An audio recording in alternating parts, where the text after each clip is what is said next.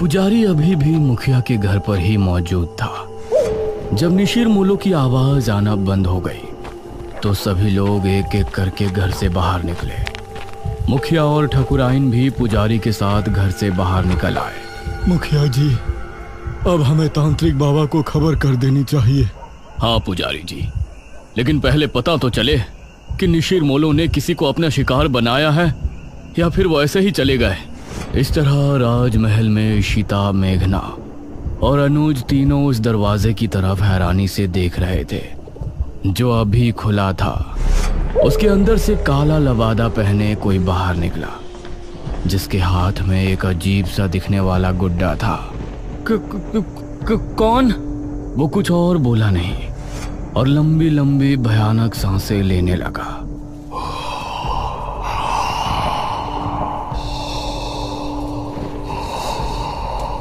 उसकी भयानक सांसों को सुनकर ये तीनों डर गए और तभी वो तेज रफ्तार से इनकी तरफ भागा। भागो जल्दी, महल से बाहर निकलो। इन तीनों का दिल दहल उठा और ये खिड़की की तरफ भागे। जल्दी करो। वो अभी भी इनके पीछे ही था। अनुज ने पहले इशिता और फिर मेघना को बाहर निकाला। वो अनुज तक पहुंचने ही वाला था कि तभी अनुज भी खिड़की से कूद गया। क्या था वो? चलो अब घर चलते हैं, 2 बज रहे हैं, कहीं पिताजी या माँ जाग ना जाए। ये तीनों अब गांव की तरफ रवाना हो गए। माँ और पिताजी को इस बारे में बिल्कुल नहीं बताना, ठीक है? अरे हम क्यों बताएंगे भला? जैसे ही ये तीनों गांव पहुंचे तो बाहर ही पुजारी और बहुत से लोग खड़े थे। अनुज, तुम यहाँ? हमें तो लगा कि तुम तीनों अपने अपने कमरे में सो रहे हो। इतनी रात में तुम तीनों कहाँ से आ रहे हो? वो पिताजी। मुखिया ने मेघना और इशिता की तरफ देखा। तुम दोनों कहाँ गई थी अनुज के साथ? जी माफ कर दीजिए अंकल, हम दोनों का घूमने का मन हो रहा था। तो दिन में घूमने चले जाते, रात में बिना बताए जाने की क्या जरूरत थी? माफ कीजिए पिताजी, मैं ही इन दोनों को ले गया था, लेकिन आप सब लोग यहाँ बाहर इकट्ठा होकर क्या कर रहे हैं? अनुज ने बात को बदलते हुए कहा। आज गांव में निशिर मोलो आए थे, सभी उनकी आवाज सुनकर ही खौफ में थे। क्या निशिर मोलो? ये निशिर मोलो कौन है? 4 कथई लबादे वाले शख्स जो अपने कंधों पर एक ताबूत उठाए रात के समय गांव में घूमते हैं। उनकी आंखें लाल चमक रही होती हैं। रात के समय गांव में घूमते हैं। उस समय अगर वो किसी को देख लेते हैं या कोई उन्हें एक बार देख लेता है तो वो उसे अपने साथ ले जाते हैं। सभी गांव के लोग तो अपने अपने घरों में थे, लेकिन वो लोग संपत और कप्ता को ले गए। वो बाहर ही जुआ खेल रहे थे। अनुज, इशिता और मेघना तीनों ही ये सुनकर चौंक पड़े। पिताजी, लेकिन इससे पहले तो ऐसा गांव में कुछ भी नहीं हुआ, न ही आपने मुझे कभी इसके बारे में बताया। ये 400 साल पहले की बात है बेटा, हमारे महाराज के समय की बात। लेकिन उस समय किसी तरह उनको रोक दिया गया था, लेकिन अब अचानक वो कैसे जाग उठे, ये तो बात समझ के बाहर है।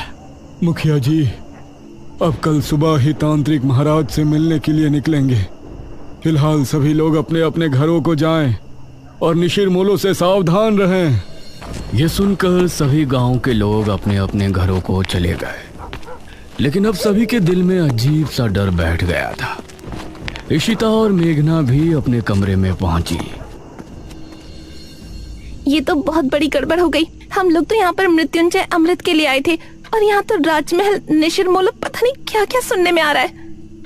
ये लोग अब हमें मृत्युंजय अमृत तक लेकर भी जाएंगे या नहीं? अरे तुझे दिख नहीं रहा यहाँ कितनी प्रॉब्लम है? हम दोनों सुबह यहाँ से जा रहे हैं बस। नहीं, मैं नहीं जा सकती। लेकिन क्यों? वो मृत्युंजय अमृत। इतना कहकर मेघना ने आगे कुछ नहीं कहा। आपने बिना सोचे समझे उन दोनों लड़कियों को घर में जगह क्यों दे दी? देखा ना अब क्या हुआ। ठकुराइन, वो लड़कियां तो अनजान है, लेकिन अनुज को तो सब कुछ पता है ना। वो उनको लेकर रात में निकल गया, इसमें हम उनको दोषी नहीं ठहरा सकते। उनको लेकर जाने वाला तो हमारा ही बेटा है ना। कुछ ही देर में सभी एक एक करके सो गए।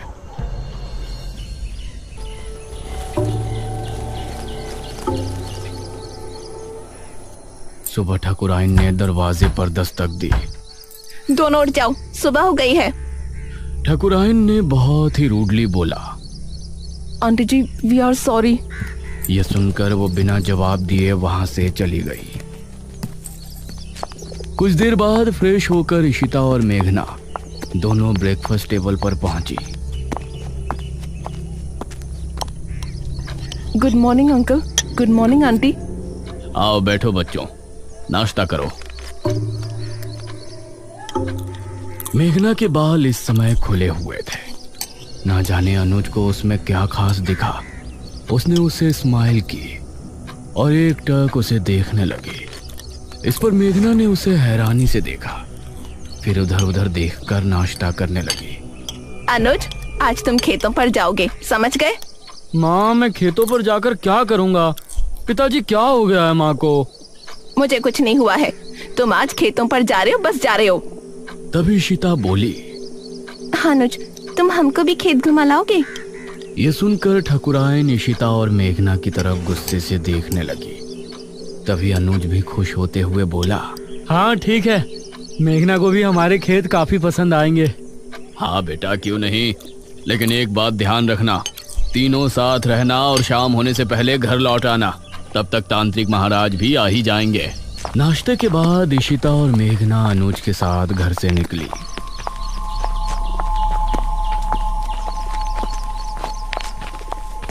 तुम अंकल आंटी के सामने मुझे ऐसे क्यों घूर रहे थे? तुम सच में शहर से ही हो ना? क्यों, कोई शक है? शहर की लड़की होती तो अब तक समझ जाती कि मैं उस पर लाइन मार रहा हूँ। वो मतलब स्लिप हो रहा हूँ। अनुज, उसे ऐसे मजाक बिल्कुल पसंद नहीं। ओह अच्छा। अच्छा ठीक है, सॉरी, लेकिन वो मजाक नहीं था। ये सुनकर मेघना भी हल्के से मुस्कुरा दी। ये लोग अब घने जंगल में पहुंच चुके थे। वैसे अनुज, यहाँ आने से पहले हमने कुछ सुना था। क्या सुना था? यही ना कि हमारे गांव के लोग एक नंबर के बेवकूफ है। अरे नहीं, किसी मृत्युंजय अमृत के बारे में कहा जाता है कि उसको पीने से बड़े से बड़ा रोग दूर हो जाता है। ये सुनकर अनुज ने इशिता और मेघना दोनों को घूर कर देखा। तो तुम लोग यहाँ मृत्युंजय अमृत की तलाश में आई हो? नहीं, वैसे वो झूठ नहीं तो सीधा बोलना था ना। बेकार में राजमहल जाकर मुझे भी माँ से डांट पड़वा दी। वो हमें लगा था कि सीधे उसके बारे में पूछने से तुम कुछ गलत समझोगे। वैसे ये इशिता पूछती तो लगता, लेकिन तुम पूछती तो नहीं लगता। ये कहकर अनुज मुस्कुराने लगा और इस बार मेघना के चेहरे पर भी मुस्कान छलक आई। तो क्या तुम हमें उसके बारे में बता सकते हो? उसकी कहानी बहुत ही अजीब है, मुझे पूरी नहीं पता। तो बताओ ना, मुझे सुनना है। जितनी पता है उतनी बता दो। ये बात मुझे दादाजी ने बताई थी। सन 1600 में एक बहुत बड़ी महामारी फैली थी। जवान बूढ़े सभी की तबीयत बिगड़ती और फिर कुछ ही दिनों में उनकी मौत हो जाती। उस समय जो राजा था उसे इसकी बहुत चिंता सता रही थी और राजा की चिंता देखकर उनकी बेटी राजकुमारी बहुत चिंता में थी। जब ठीक 4 साल उस महामारी को गुजर गए तो राजकुमारी रहस्यमय तरीके से गायब हो गई। गायब? वो कैसे? वो कहीं चली गई थी। राजा ने उन्हें बहुत ढूंढा लेकिन वो कहीं नहीं मिली। उसके बाद ठीक 1 साल 1 महीने बाद राजकुमारी लौटी और अपने साथ वो एक बीज लेकर आई थी। महाराज ने उनसे सवाल किया कि कहाँ थी, तो उसने कोई जवाब नहीं दिया। उसके बाद उस बीज को बोया गया और उससे ये बरगद का पेड़ उगा और इस बरगद के पेड़ से ये मृत्युंजय अमृत, इसको पीने से राज्य में आई महामारी खत्म हो गई। लेकिन कुछ समय बाद ही राज्य पर बहुत बड़ा संकट आया। कैसा संकट? और ये निशिर जिसके बारे में गांव के लोग बातें कर रहे हैं, उनकी क्या कहानी है?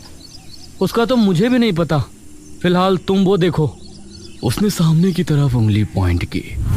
कुछ ही दूर पर सामने था एक हरा भरा बरगद का पेड़। उसे देखते ही मेघना हैरान रह गई। ये वही पेड़ था जो उसे सपने में दिखाई देता था और अब उसका वो सवाल और भी गहरा हो गया था कि ये पेड़ उसको सपने में क्यों दिखाई देता है। ओह माय गॉड, ये पेड़ तो बहुत बड़ा है। यही मृत्युंजय अमृत का पेड़ है। हाँ, और क्या? लेकिन इससे तो अमृत टपक ही नहीं रहा। वो अमृत तो सिर्फ पूर्णमासी और एकादशी की रात ही कुछ देर के लिए टपकता है। हर समय थोड़ी ना वो गिरता रहेगा। ओह, तो ये बात है। हाँ, अगर तुमको उसे देखना है तो तुम लोग पूर्णमासी तक यहाँ रुक जाओ। ये कहकर अनुज मुस्कुराया। मुझे मेघना के साथ थोड़ा और समय बिताने का भी बहाना मिल जाएगा। हम रुक तो सकते हैं, फिलहाल आप अपनी मम्मी जी को समझाओ। तुमने देखा नहीं सुबह कितना गुस्सा थी वो हमसे। उनका बस चलता तो वो हमें तभी घर से निकाल देती। अरे माँ है ना, तो फिक्र तो होगी ही, लेकिन बेफिक्र रहो, मेरे आगे कोई नहीं बोलता। तुम लोग बेझिझक यहाँ रुक सकते हो। हाँ ठीक है, वैसे भी हम लोग मृत्युंजय अमृत देखने से पहले तो नहीं जा सकते, लेकिन वो आदमी जो हमें राजमहल में नजर आया था वो कौन था? इस पर अनुज ने मेघना से नजरें मिलाई। पागल। पागल? What do you mean? देखो, उस वक्त उसे देखकर तो मैं भी डर गया था, लेकिन अब सोचता हूँ कि कोई पागल ही होगा जो बेचारा उस राजमहल में सो रहा होगा। हमने उसकी नींद खराब कर दी तो उसी वजह से हमारे पीछे भागा होगा। मेघना को इस बात में सहमति नहीं नजर आई। वो कोई पागल तो हो नहीं सकता, उसका पहनावा भी आज के टाइम का नहीं लग रहा था। इशिता ने पेड़ की कुछ फोटो खींची और ये लोग खेतों पर पहुंचे। ये काफी देर तक साथ घूमे और इनके बीच बातें भी खूब हुई। अनुज की बातें अब मेघना को भी अच्छी लगने लगी थी, लेकिन वो अपने सपने और इस गांव के रहस्यों के बारे में ज्यादा सोच रही थी। शाम होने से पहले ये तीनों गांव वापस पहुंच गए।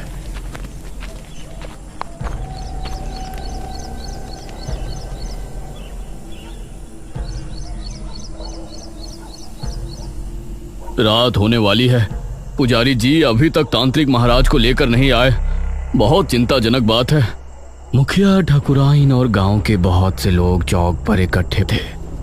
तभी पुजारी अपने साथ एक तांत्रिक को लेकर वहां पहुंचा।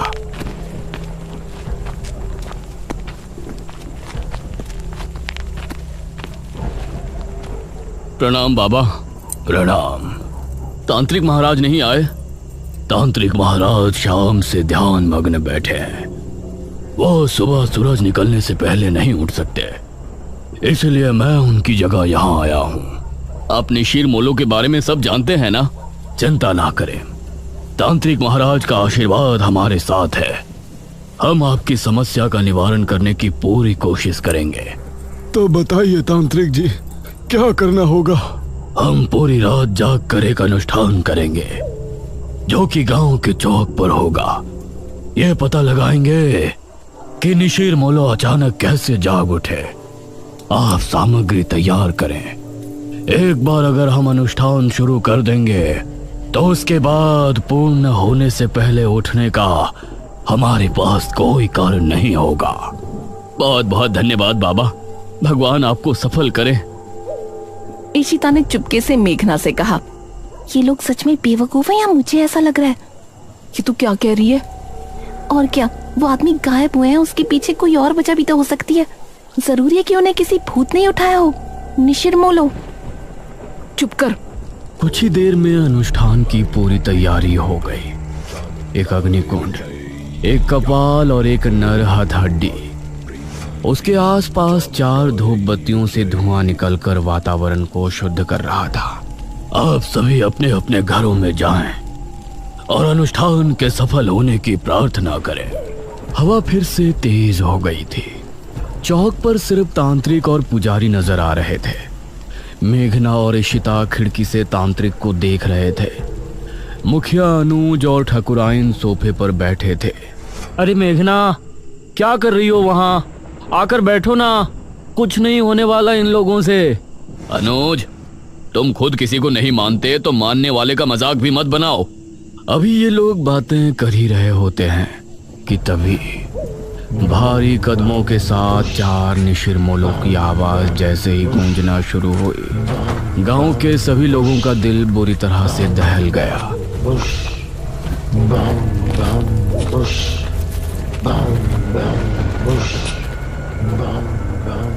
अरे ये आवाज! ये सुनकर मुखिया भी बुरी तरह से डर गया। जल्दी से सभी खिड़की दरवाजे बंद कर दो, कोई बाहर नहीं झांकेगा। उसे इस तरह से डरा हुआ देखकर इशिता और मेघना भी हैरान रह गए। हे भगवान, निशिर मोलो फिर से आ गए। 400 साल पहले तो ये सिर्फ शनिवार की रात्रि में ही आया करते थे। उनकी आवाज सुनकर पुजारी और तांत्रिक भी डर गए थे, लेकिन तांत्रिक ने मंत्र पढ़ना जारी रखा। बाबा, ये निशिर मोलो की आवाज कैसे आ रही है? तांत्रिक ने उसका कोई जवाब नहीं दिया। पुजारी भी डर गया था, इसलिए वो भी चुपचाप मंदिर की तरफ रवाना हो गया। वो आवाजें अब तेज होती जा रही थी। मेघना ने जल्दी से खिड़की को बंद कर दिया।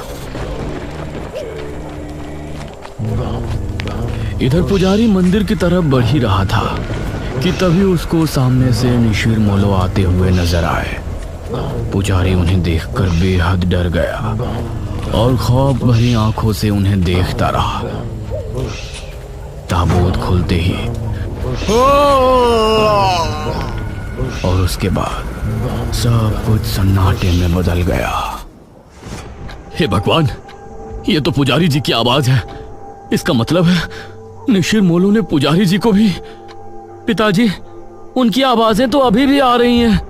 हे भगवान, पता नहीं क्या होगा। तांत्रिक बाबा की रक्षा करना। तांत्रिक अभी भी बैठा हुआ अनुष्ठान कर रहा था। उसको सामने से निशिर मोलो आते हुए नजर आए। उन्हें देखकर तांत्रिक की आंखों में भी खौफ उतर आया। निशिर मोलो उसके सामने आकर रुक गए और एकदम शांत हो गए। तांत्रिक ने उन्हें देखने के बाद भी अनुष्ठान जारी रखा। आवाज आनी बंद हो गई। लगता है वो चले गए पिताजी। नहीं, अभी कुछ देर अंदर ही रहो। जब तक तांत्रिक महाराज खुद नहीं कह देते, कोई बाहर नहीं जाएगा।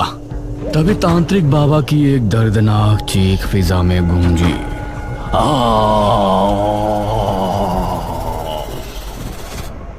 हे भगवान, ये तो तांत्रिक बाबा की आवाज है। धीरे धीरे आवाजें हल्की होती चली गईं और फिर पूरी तरह से शांति छा गई। चलो, सब जल्दी से बाहर चलो। अब मुखिया और सभी गांव के लोग अपने घरों से निकलकर चौक पर पहुंचे। वहां उन्होंने देखा कि तांत्रिक बाबा किसी मिट्टी के पुतले के जैसे जमे बैठे हैं। उनकी आंखें और मुंह पूरी तरह से फटा हुआ है। तांत्रिक बाबा! अगले ही पल उनका शरीर धीरे धीरे गायब हो गया। ये भयानक मंजर देखकर सभी के डर के मारे चीख निकल गई। निशिर मोलो पुजारी जी को ले गए और तांत्रिक बाबा का अंत कर दिया। इसका मतलब वो सिर्फ ये अनुष्ठान रोकने आए थे। पिताजी, अब निशिर मोलो से हमें कौन बचाएगा? अब तो तांत्रिक महाराज को ही आना होगा, वही कुछ कर सकते हैं। इशिता और मेघना तांत्रिक की मौत देखकर बहुत डर गई थी। दूसरी तरफ गुफा में बैठे बड़े तांत्रिक ने अचानक से अपनी आंखें खोली। उनके चेहरे पर चिंता की लकीरें साफ नजर आ रही थी। निशिर मोलो का ये रूप, उसने हमारे शिष्य का भी अंत कर दिया। अब हमें खुद वहां जाना होगा, वरना प्रलय आ जाएगा। उस रात जब मेघना सो रही थी तो उसे एक सपना आया। वो एक राजकुमारी वाली वेशभूषा में एक सुनसान जंगली इलाके में घूम रही है। दूर दूर तक कोई नजर नहीं आ रहा है। तभी कोई पीछे से उसके कंधे पर हाथ रखता है। हाँ? मेघना चौंकते हुए पीछे मुड़कर देखती है और उसके मुंह से चीख निकल जाती है। उसे देखकर वो चीखती हुई नींद से जाग उठती है। अरे मेघना, क्या हुआ? मृत्युंजय अमृत क्या है ये तो हमने जान लिया, लेकिन निशिर मोलो कौन है और मेघना का इन सब से क्या संबंध है? वो कौन सा खौफनाक रहस्य है जिसकी वजह से गांव के लोग पहले भी खौफ में थे और आज भी है? इन सभी सवालों के जवाब जानने के लिए हमारे साथ बने रहिए निशिर मोलो के तीसरे भाग में।